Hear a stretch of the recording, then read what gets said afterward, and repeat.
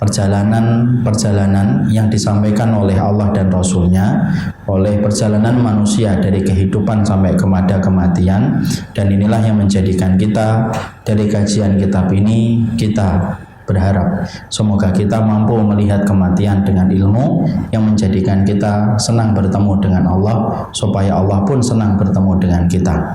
Itulah yang menjadikan kita membahas kitab At-Tadhkirah.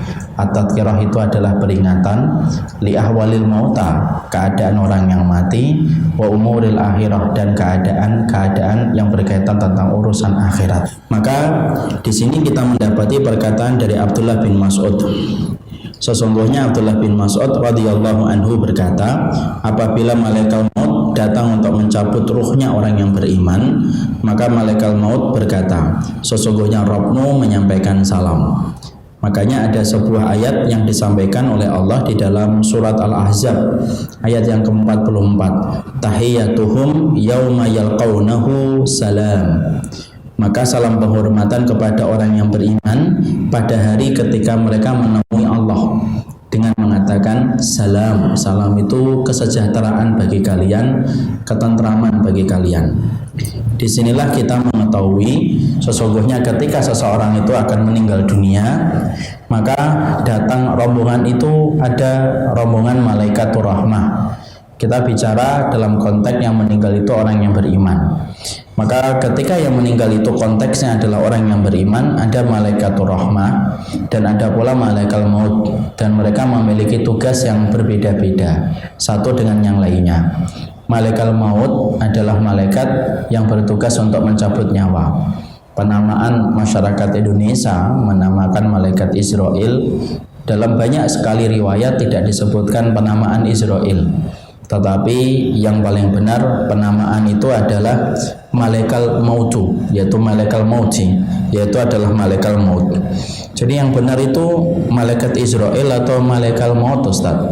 Maka saya lebih cenderung penamaan yang lebih mendekati kebenaran, yaitu adalah penyebutan, yaitu adalah malaikat maut. Karena di dalam Al-Quran pun kita menjumpai Allah tidak menyebutkan malaikat maut, tapi Allah menyebutkan, yaitu adalah Allah tidak menyebutkan malaikat Israel, Allah menyebutkan yaitu adalah malaikat maut. Ya, makanya saya lebih cenderung untuk menyampaikan sesungguhnya malaikat yang mencabut nyawa yaitu adalah malaikat yang disebut dengan malaikatul maut. Ya. Maka disinilah kita mendapati dan menjumpai malaikat maut kemudian datang lalu memberikan salam, sebagaimana yang tadi kita bacakan dalam surat Al-Ahzab 44. Dimana tahiyyatuhum yauma yalqaunahu salam. Sesungguhnya salam penghormatan kepada orang yang beriman pada hari ketika dia bertemu dengan Allah.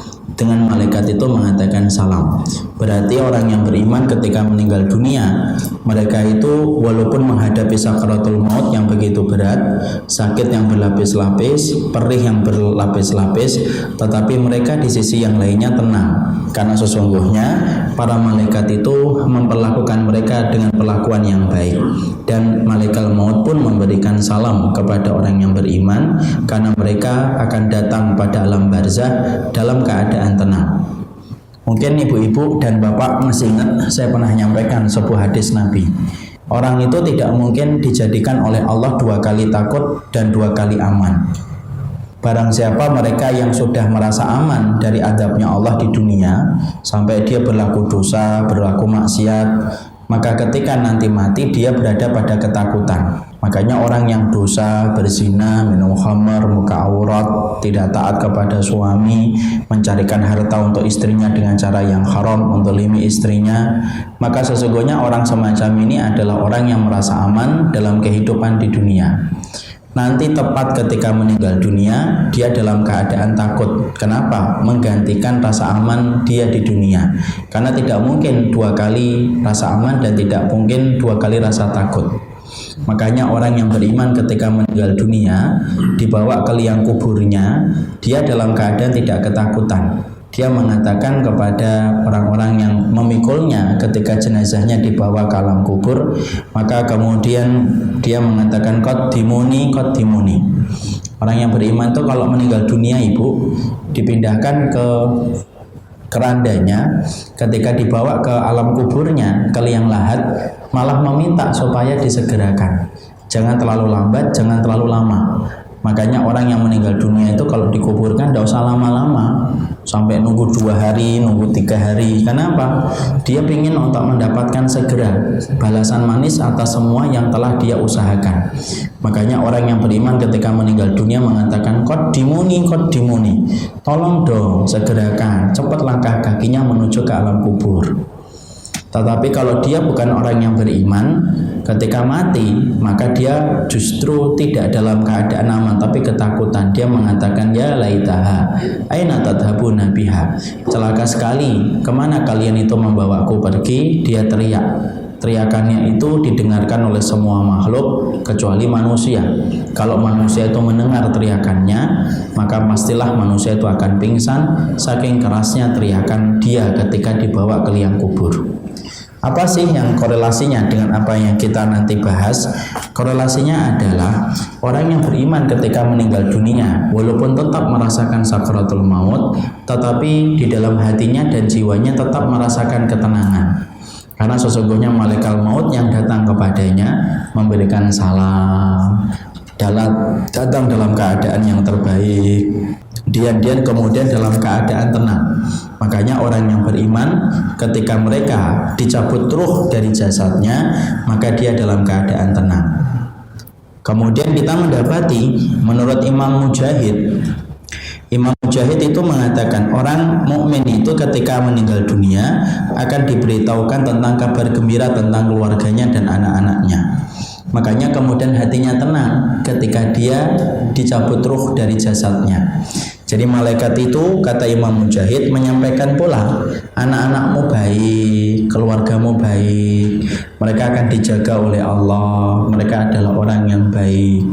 Makanya akhirnya ruh ketika dicabut setelah mendapatkan salam dari malaikat maut dan mendapatkan kabar-kabar gembira yang semacam ini, maka menjadikan ruh itu tenang ketika dibawa ke liang, ketika dibawa menuju kepada langit. Ya, maka kemudian kita membuka pada halaman ke-114. Maka para malaikat itu pun datang, ya, apabila orang soleh itu. Maka malaikat itu mengatakan, ya ayyatuhan nafsul mutmainnah, irji'i ila rabbiki radiyatan mardiyah. Jadi malaikat itu ketika mereka mencabut orang yang beriman, ucapan yang disampaikan kepada mereka adalah, ya ayyatuhan nafsul mutmainnah, wahai pemilik jiwa yang tenang. Jiwa yang tenang itu jiwa yang tidak menuruti nafsu pada kehidupan di dunia. Jiwa yang tenang, jiwa yang mencari ridhonya Allah dalam kehidupan dunia. Jiwa yang terbebaskan dari syirik dan kekufuran. Maka kemudian malaikat mengatakan, wahai pemilik jiwa yang tenang, irji'i, pulanglah kamu, kembalilah kamu menuju kepada Tuhanmu, menuju kepada Rabbmu, radiyatan, dalam keadaan kamu ridha, mardiyah, dalam keadaan pula kamu diridhoi oleh Allah Subhanahu wa taala. Makanya ruh itu ketika dicabut dia akhirnya tenang walaupun dia merasakan sakit. Bukan berarti kalau tenang tidak merasakan sakit loh. Tetap merasakan sakit, karena tidak ada semua perkara yang bernyawa kecuali pasti merasakan sakaratul maut. Kullu nafsin dha'iqatul maut. Setiap yang berjiwa itu pasti merasakan mati dan pasti merasakan sakaratul maut. Jadi ketika saya sampaikan tadi dari apa yang disampaikan oleh Imam Qurtubi, bahwasanya setiap malaikat memberikan salam kepada orang yang beriman ketika akan meninggal dunia, walaupun orang yang beriman ketika meninggal dunia itu tenang, bukan menafikan rasa sakit yang dirasakan ketika dia nazak dan ketika dia dicabut ruh dari jasadnya. Nazak itu tetap merasakan sakit. Sampai Rasulullah pun masih merasakan sakaratul maut. Saya pernah mendengarkan ada salah satu video seorang ustadz. Ustadz itu menyampaikan Rasulullah tidak merasakan sakaratul maut. Nah ini salah. Rasulullah itu merasakan sakaratul maut. Makanya Rasulullah ketika beliau itu meninggal dunia, beliau merasakan sakaratul maut di atas pangkuan Aisyah. Sampai gambaran detik-detik rasa sakit yang dirasakan Nabi terekam oleh pikirannya ibunda Aisyah. Makanya sampai Ibunda Aisyah pernah mengeluarkan satu perkataan, saya dulu sebelum melihat Rasulullah, saya sering merasa iri kepada orang yang matinya tampaknya mudah dan tidak merasakan sakit. Tapi setelah aku melihat sendiri bagaimana Rasulullah itu wafat di atas pangkuanku, disitulah aku yakin dan tidak pernah aku merasa iri lagi kepada orang yang meninggal dunia tampaknya tenang, tampaknya tidak sakit. Karena apa? Pasti dia merasakan sakit karena Rasulullah saja merasakan sakit. Mungkin di antara kita ada yang bertanya, kenapa kok sampai Rasulullah itu merasakan sakit ketika sakaratul maut? Padahal orang yang paling berhak dicabut sakaratul mautnya dan dicabut rasa sakitnya itu harusnya Nabi. Tetapi kenapa Nabi Muhammad kok merasakan sakaratul maut? Nah, ibu-ibu dan paham harus ngerti. Nabi itu merasakan sakaratul maut karena sesungguhnya ada dua faedah yang disebutkan oleh Imam Al-Qurtubi. Faedah yang pertama, kenapa Nabi merasakan sakaratul maut? Yang pertama, supaya memberikan gambaran yang benar kepada orang yang beriman. Bahwasanya gambaran itu adalah kalau nabimu dan rasulmu saja merasakan sakaratul maut, apalagi manusia biasa. Makanya kalau kita menjumpai Rasulullah saja merasakan sakaratul maut, apalagi saya, apalagi ibu, apalagi suami kita, pasti akan merasakan sakaratul maut. Faedah yang kedua, kenapa Nabi itu merasakan sakaratul maut? Karena sesungguhnya para nabi itu ujiannya dan cobaannya berat. Dan cobaan itu diberikan oleh Allah sampai detik-detik sebelum mereka berpindah ke alam barzah. Allah masih memberikan cobaan yang begitu berat kepada mereka. Kenapa cobaan para nabi itu berat? Supaya nabi merasakan bagaimana balasan atas setiap cobaan itu begitu besar di sisi Allah. Makanya itulah kita akhirnya memahami kenapa Rasulullah merasakan sakaratul maut. Makanya sakaratul maut itu tetap dirasakan setiap orang. Makanya sampai para ulama saja berbeda pendapat tentang masalah apakah hewan juga merasakan sakaratul maut. Maka sebagian pendapat ulama mengatakan sampai hewan pun merasakan sakaratul maut. Makanya kalau ibu-ibu perhatikan ya, hewan itu kalau meninggal dunia itu pasti gerakan-gerakan yang ditimbulkan oleh hewan itu, gerakannya itu betul-betul menggambarkan rasa sakit yang dia terima. Ibu pernah melihat ada singa dalam tayangan video WhatsApp ketika beberapa detik sebelumnya dia berdiri kokoh gagah, tapi dalam sekejap tiba-tiba dia matanya berputar-putar, kemudian badannya bergerak muter cacat mereka. Maka kita mendapati hewan-hewan itu mengeluarkan gerakan-gerakan yang menggambarkan rasa sakit dan rasa perih. Disitulah para ulama sampai mengatakan sakaratul maut itu sampai berlaku ketika hewan pun dicabut dari jasadnya. Karena setiap ruh, setiap nyawa, setiap dicabut, maka itulah yang disebut dengan proses sakaratul maut. Ya. Jadi kita kembali kepada penjelasan ini. Dalam penjelasan inilah kita kemudian mengetahui sesungguhnya para malaikat memberikan salam kepada orang yang beriman ketika mereka meninggal dunia, sebelum meninggal dunia. Para malaikat itu memberikan salam, memberikan penghormatan supaya orang yang beriman tenang dan merasa aman ketika dia berpindah ke alam barzah. Dan Abdullah bin Mubarak tadi yang kita sampaikan, sampai Imam Mujahid tadi mengatakan saking tenangnya orang yang beriman, mereka dikasih tahu anak-anakmu baik, keluargamu baik, sudah kamu pulang kepada Rabbmu, kamu pulang kepada keridhaan Allah. Makanya mereka pulang dalam keadaan tenang walaupun tetap merasakan sakit, karena setiap yang bernyawa pasti merasakan sakaratul maut.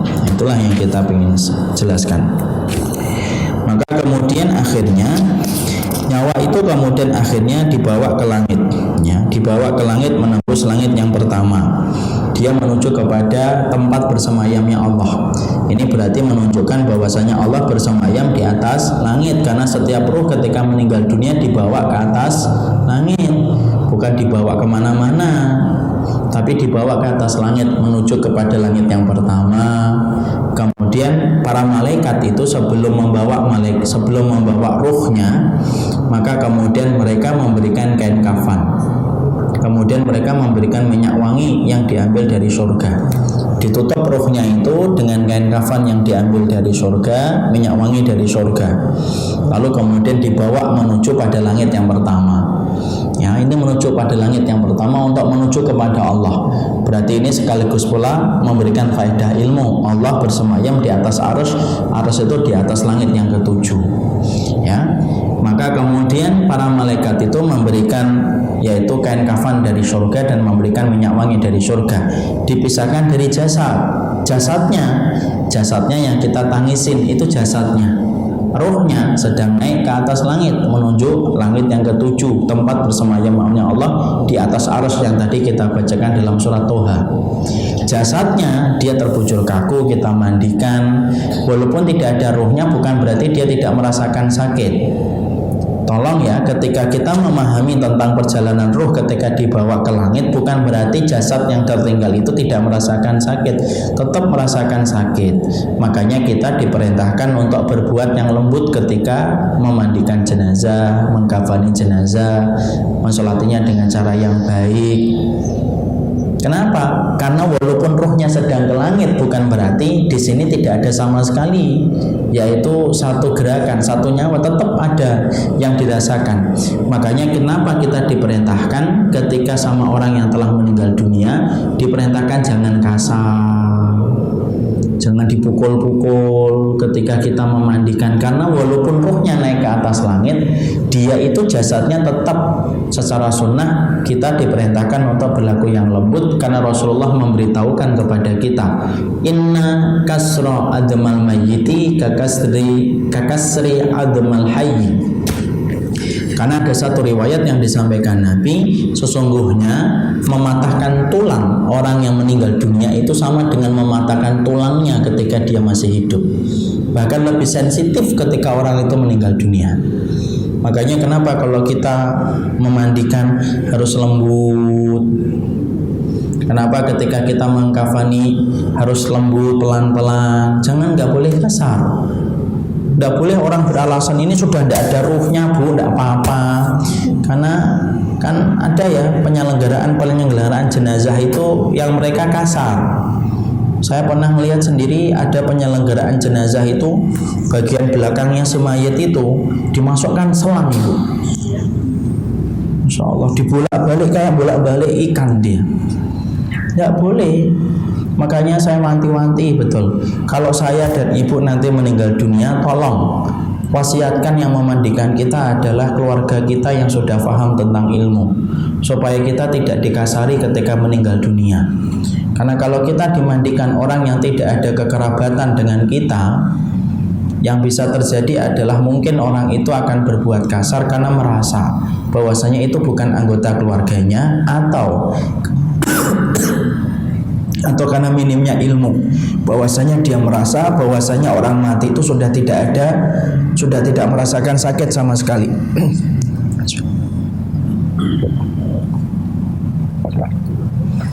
Jadi itu salah. Jadi orang mati walaupun ruhnya naik ke atas, tetapi jasad yang sedang ada di hadapan kita itu masih merasakan sakit walaupun ruhnya naik ke atas. Makanya kita memandikan dalam cara yang baik. Makanya saya nggak bisa bayangkan ya ibu ya, kalau kemudian kita mendapati pada keyakinan agama-agama yang lain, sampai mereka ketika memperlakukan jenazahnya dengan berbagai macam cara, yang menurut kita setelah kita memahami hadis tadi, kita bayangkan rasa sakitnya itu apa. Ada yang dibakar. Kalau di salah satu negara itu ibu, di Tibet kalau tidak salah, itu sampai kemudian jasad itu dikumpulkan dulu kalau mati beberapa hari. Nanti kalau sudah terkumpul dibawa ke tebing-tebing yang tinggi, yang di situ ada tempat-tempat ibadahnya para rohib-rohib mereka. Kemudian dagingnya itu dipotong-potong dia, dipotong. Loh, tidak pernah lihat videonya? Potong-potong videonya, dipotong-potong itu kemudian dagingnya, videonya ada, kemudian dikumpulkan dalam bak ibu. Itu sudah berkerumun itu, yang berkerumun itu adalah yaitu burung pemakan bangkai, dan jumlahnya itu bisa sampai ratusan. Nanti setelah terkumpul, semua dagingnya disebar, dimakan sama burung pemanggang bangkai. Karena menurut mereka dengan itu, kemudian burung-burung itu akan membawa daging itu ke atas langit untuk menuju kepada kahyangan.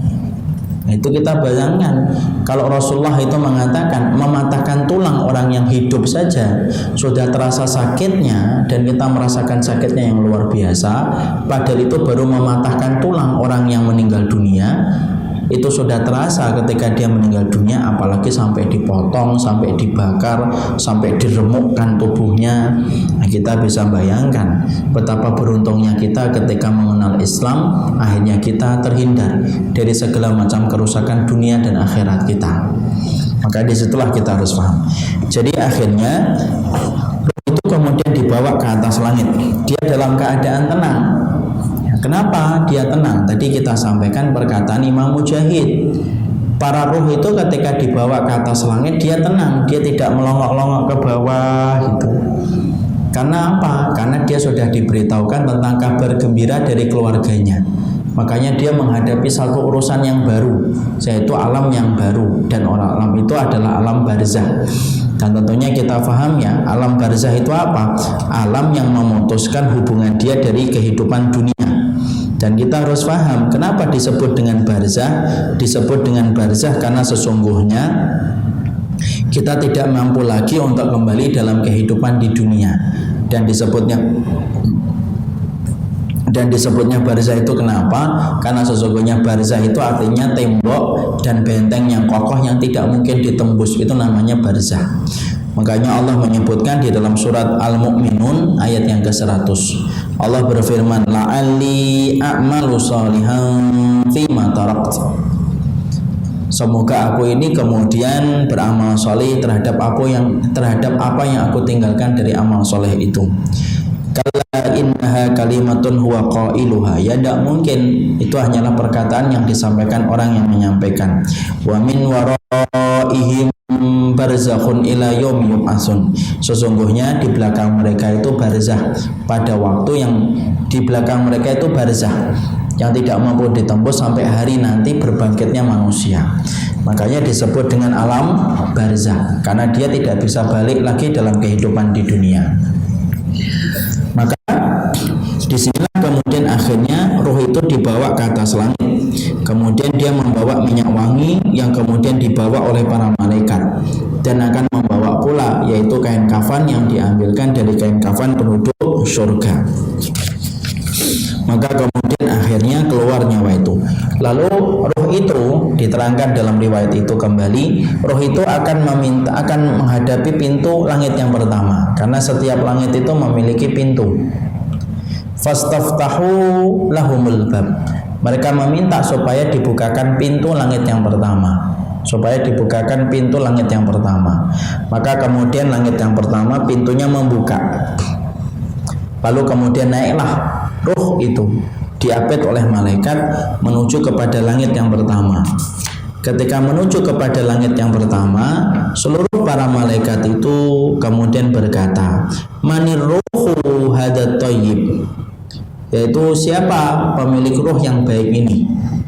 Dalam satu riwayat Muslim dari Abu Hurairah, maka sesungguhnya yang akan menemani ruh itu ketika naik ke langit itu dua malaikat di sisi kanan dan sisi kirinya. Jadi dalam satu riwayat yang disampaikan dalam riwayat Abu Hurairah, satu riwayat yang sahih dari riwayat Muslim. Jadi ketika ruh itu sudah menuju ke langit, akan dibawa oleh malaikatur rahmah.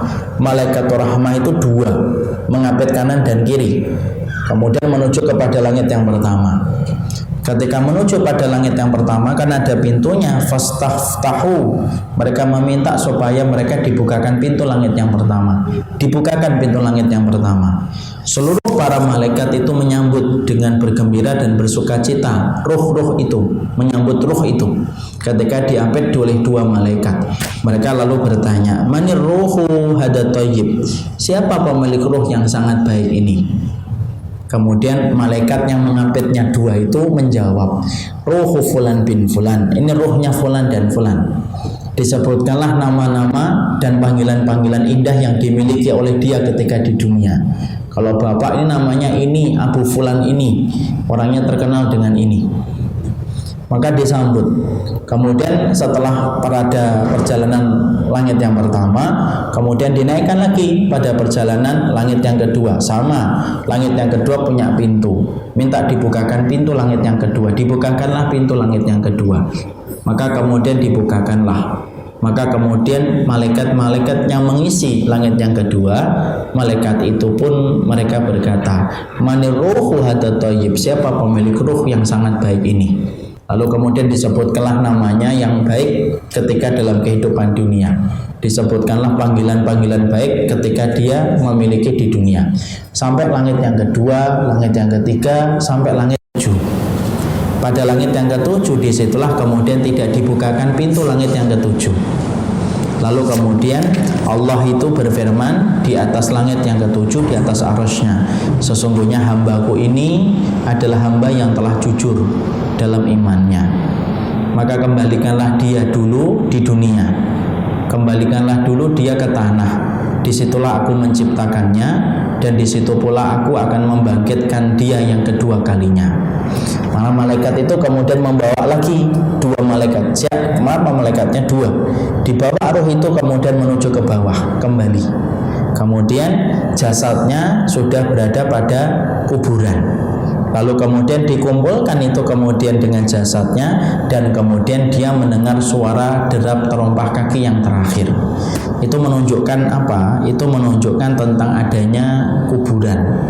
Makanya tidak boleh dijadikan bercanda. Ada seorang Pak D, siapa saya tidak tahu itu, sempat bercanda dia. Ini kuburannya fulan itu Mungkar dan Nakir belum datang karena masih rame. Masya Allah. Maka semacam itu tidak boleh. Jangan bercanda-canda dalam urusan agama. Bercanda itu ada batasannya. Urusan akhirat, urusan barzah, urusan agama, urusan syariat tidak boleh dijadikan bercanda. Memang masih kurang apa kisah konyol untuk kita sampaikan sampai kita ini menjadikan agama dan syariat Allah itu menjadi lelucon dan guyonan. Apalagi yang mengucapkan itu kalau setingkat orang yang sudah paham ilmu itu kebangetan. Ya, karena ada seseorang itu yang ingin untuk memuji tentang satu orang yang telah mati, tapi memujinya sembari mengolok-olok. Ini kuburannya dia itu belum didatangi malaikat karena kuburannya tidak pernah sepi. Tidak boleh gitu. Sejak kapan malaikat ketakut sama orang yang manusia berziarah itu? Jangan suka bercanda dalam urusan agama, jangan bercanda dalam urusan akhirat. Kita di terminal Pak, kalau kita di bandara saja bercanda-canda tentang soal bom aja, kita ditangkap kok. Sekarang itu aturannya gitu.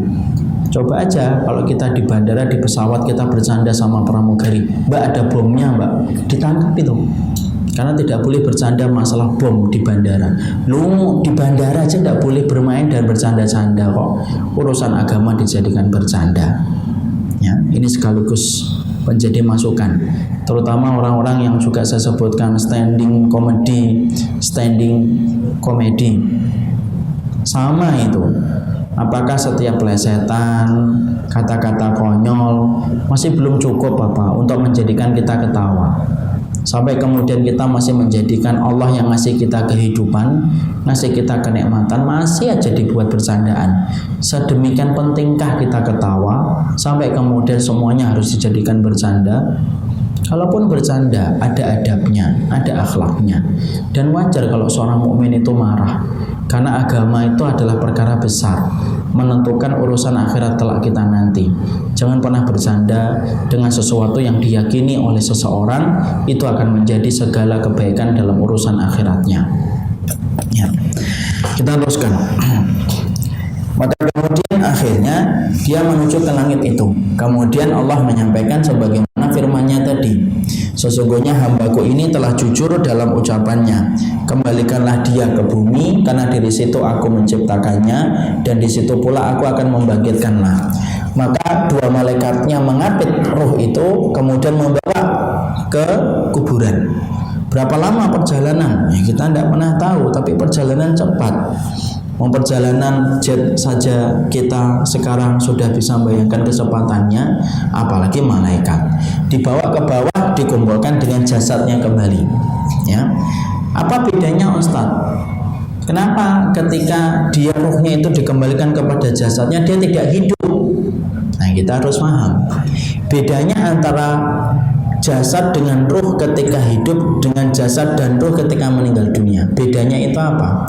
Ketika kita hidup di dunia, jasad dan ruh itu yang dominan adalah jasad. Makanya jasad bisa kita gerakkan, bisa kita memegang sesuatu. Kalau dipukul yang paling kerasa itu jasadnya.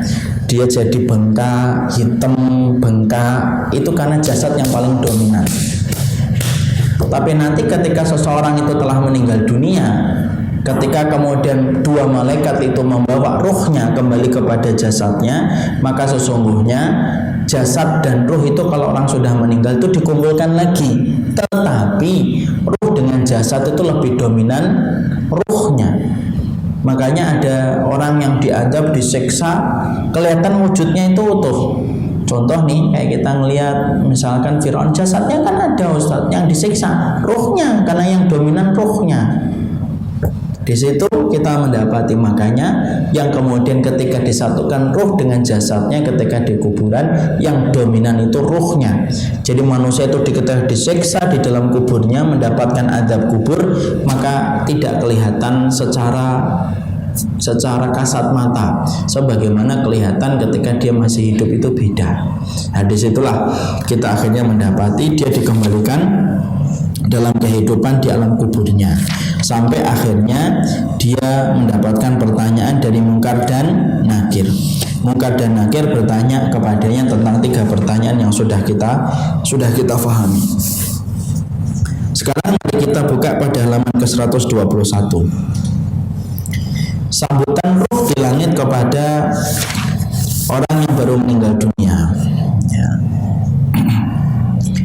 Maka kemudian diceritakan dalam satu riwayat dari Ibnu Mubarak, bahwasanya dalam satu riwayat Ibnu Mubarak, walaupun ini asarnya ataupun riwayatnya mauquf, tetapi hadisnya marfu, tetapi hukumnya marfu. Marfu itu bersambung kepada Nabi. Dalam satu riwayat itu disampaikan bahwasanya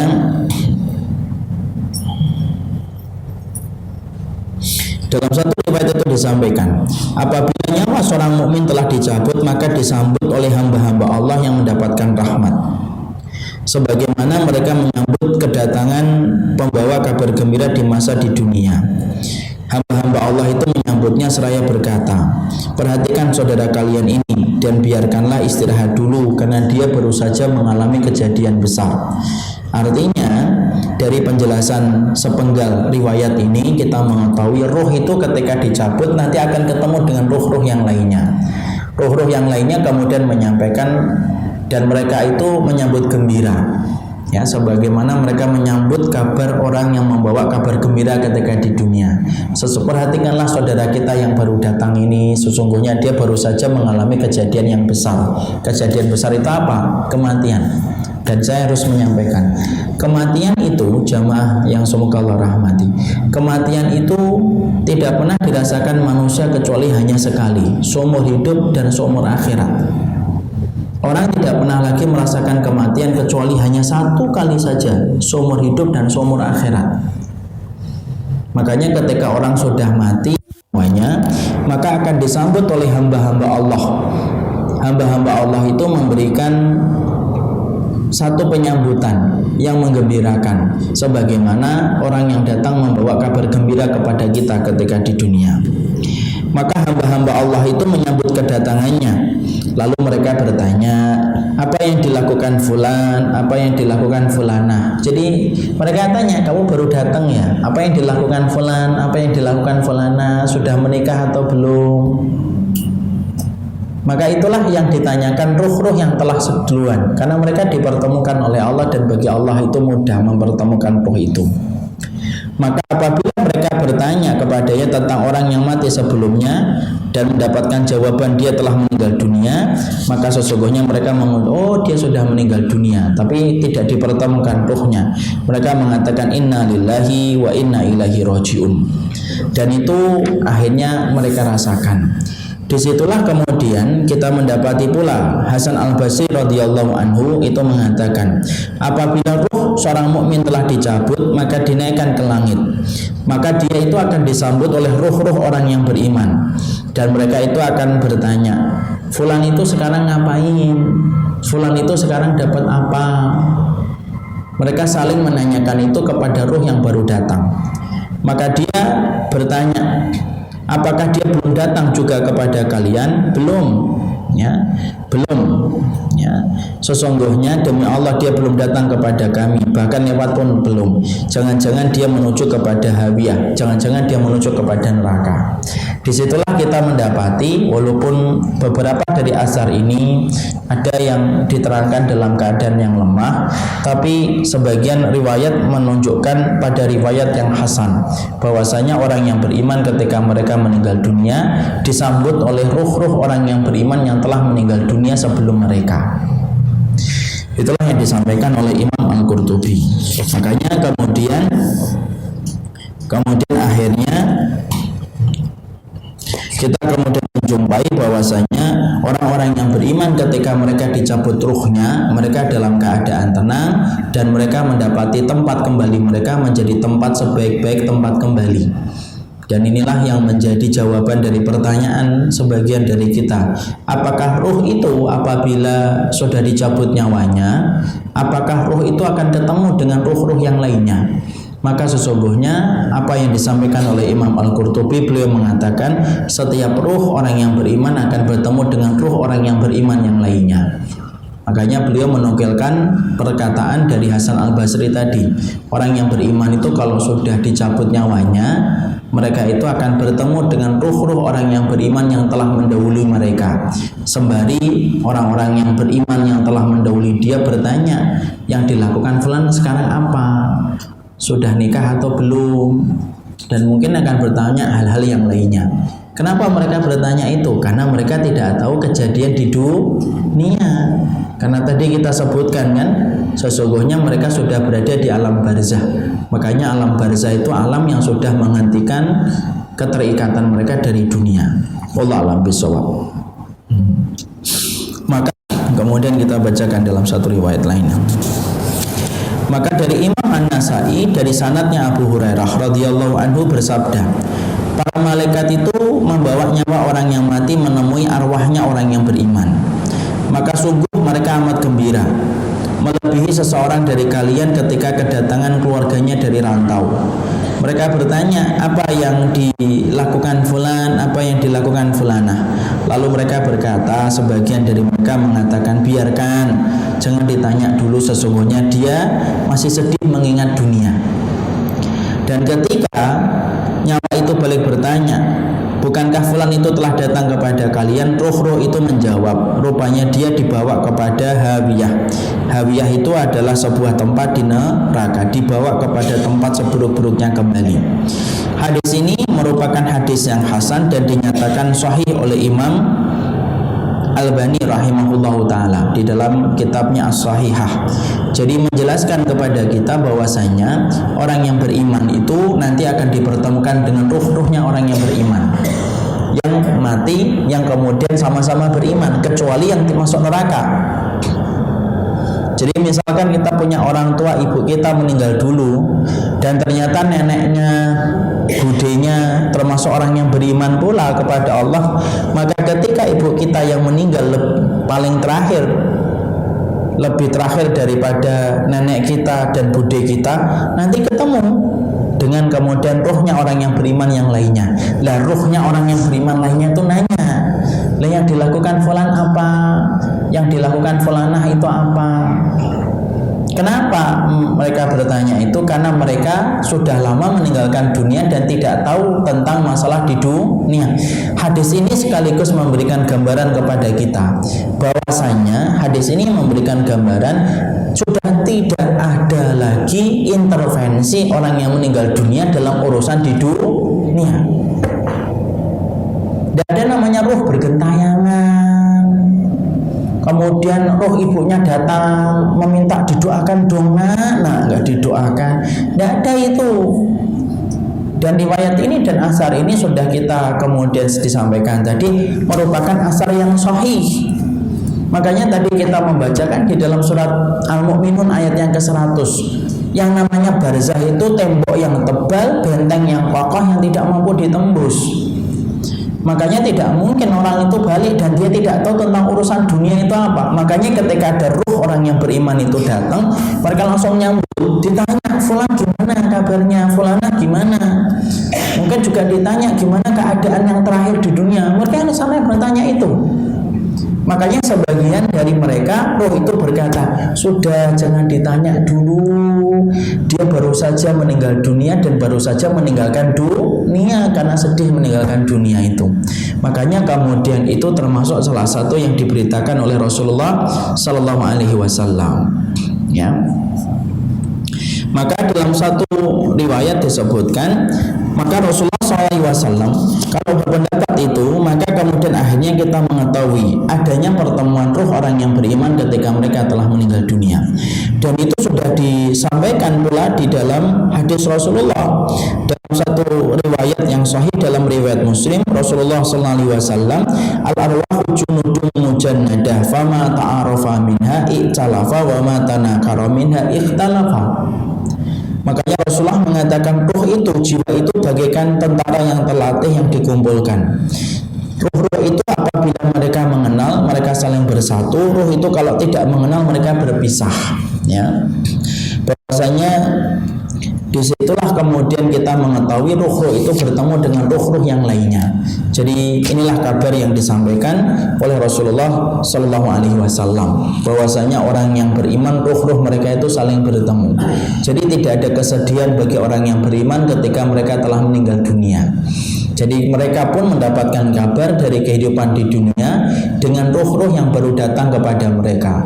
Selama mereka sama-sama beriman akan bertemu dengan orang yang beriman. Siapa ruh yang tidak bertemu? Yaitu ruh-ruh yang mereka tempat kembalinya kepada hawiyah. Ruh-ruh yang kembalinya yaitu kembalinya kepada ruh-ruh yang kembalinya itu kepada neraka, dan ruh-ruh yang kembalinya kepada siksa Allah. Ruh-ruh yang kembalinya kepada siksa di neraka itulah yang kemudian tidak bertemu dengan satu dengan yang lainnya. Jadi disinilah kita memahami. Jadi itu menjawab sebagian pertanyaan dari kita. Jadi orang tua kita nanti ketika ini mereka akan bertemu dengan ruh-ruhnya orang yang beriman, dan itu merupakan bagian dari penjelasan yang disampaikan oleh Rasulullah SAW. Maka sebelum kita melanjutkan pada pembahasan berikutnya, halaman 126, saya ingin menyampaikan dulu bahwasanya tempatnya ruh itu berbeda-beda satu dengan yang lainnya. Jadi tempatnya ruh itu beda-beda, tidak pada satu tempat. Makanya Imam Ibnu Qayyim menjelaskan ruh itu tempatnya beda-beda, satu ruh dengan ruh yang lainnya. Ada yang mendapatkan tempat yang baik di alam kubur, ada yang mendapatkan tempat yang buruk di alam kubur. Ada yang terletak antara langit dan bumi ketika dia punya hutang, sampai utang yang dia miliki dibayarkan oleh ahli warisnya. Ada yang terletak dalam burung-burung, tembolok burung-burung hijau yang rumahnya itu di bawah arsy-Nya Allah.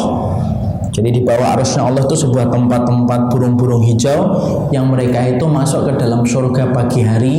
Mereka menikmati apa yang di surga, walaupun hanya dalam tembolok burung-burung hijau. Kembalinya mereka di bawah arsy-Nya Allah di waktu sore. Masya Allah, di bawah arsy-Nya Allah kayak apa itu? Oh, di pinggir sungai aja sudah indah. Ini di bawah arsy-Nya Allah. Oh ya, Masya Allah. Ada ruh yang di atas periuk, kemudian dia dibakar setiap waktunya. Disitulah Imam Ibnu Qayyim menyampaikan kedudukan ruh itu berbeda-beda sesuai dengan tingkat amalan mereka di dunia. Kalau ruhnya itu orang yang beriman akan mendapatkan nikmat kubur. Ada yang ruhnya terletak langit dan bumi, itu adalah mereka yang berhutang tetapi tidak dibayarkan hutangnya sampai dia mati. Ada ruhnya mereka itu ditaruh di dalam tembolok burung-burung hijau yang rumahnya di bawah arsy-Nya Allah. Mereka adalah ruh pemilik nyawa yang mati gugur di jalan Allah. Ada ruh juga yang mereka di atas periuk dari para pezina yang tidak bertobat sampai dia meninggal dunia. Disitulah kita memahami ruh itu berbeda-beda satu tempat dengan tempat yang lainnya dan tidak sama antara satu tempat dengan tempat yang lainnya, dan semua itu kembalinya berdasarkan kepada amalan dan keimanan ketika dalam kehidupan di dunia. Tapi itulah yang kita harus pahami.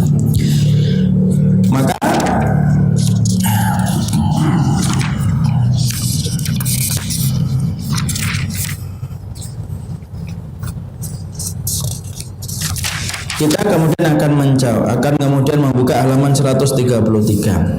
Cara mati itu berbeda-beda bagi setiap orang. Artinya apa? Kenapa orang itu ketika mati caranya berbeda-beda? Nah, inilah yang akan menjadi pembahasan kita bulan depan, ya, insya Allah. Jadi pencabutan nyawa berbeda-beda, nanti kita akan sampaikan. Jadi artinya dari semua materi yang tadi kita sampaikan, kita akhirnya mengetahui bahwasanya ruh ketika dicabut, maka yang mencabutnya adalah malaikatul maut.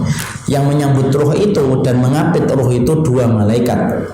Dua malaikat itu menuju kepada langit yang pertama sampai langit yang ketujuh. Ini sekaligus pula menunjukkan bahwasanya Allah bersemayam di atas arsy-Nya sampai langit yang ketujuh, lalu kemudian Allah mengembalikan dia ke dunia. Walaupun roh itu sedang terbang ke langit yang ketujuh ketika baru meninggal dunia, kita tetap memperlakukan orang yang mati selembut mungkin, karena Nabi sudah memberikan sebuah kaidah, mematahkan tulang orang yang mati sebagaimana mematahkan tulangnya ketika hidup.